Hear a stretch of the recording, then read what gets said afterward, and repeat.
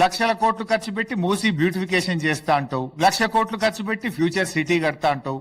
మరి వీటన్నిటికీ పైసలు ఉంటాయి గాని పేద విద్యార్థులకో, రైతులకో, మహిళలకో, మహాలక్ష్మి ఇవ్వడానికో దానికి ఎందుకు డబ్బులు ఉండయి? అంటే నీ ప్రయారిటీస్ వేరు. నీ ప్రాధాన్యతల్లో రైతులు లేరు, ఎస్సీ ఎస్టీ బీసీ విద్యార్థులు లేరు, నీ ప్రయారిటీలో ఉద్యోగులు లేరు, మహిళలు లేరు. ఇవాళ నువ్వు ఇంత అర్జెంటుగా 5 స్టార్ హోటల్లో అయ్యాలో ఏదో పీపీటీ అంటున్నావు, డిపిఆర్ అంటున్నావు, అది కూడా క్లారిటీ లేదు, గందరగోళం అంతా. అసలు చర్చ జరగాల్సింది ఎక్కడ? మూసీ పరివాహక ప్రాంతంలో ఉన్న ప్రజల మధ్య చర్చ జరగాలి.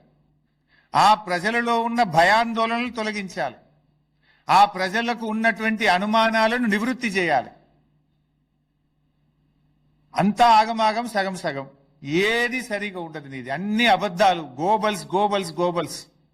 రేవంత్ రెడ్డి కాదు, గోబల్స్ రెడ్డి నువ్వు.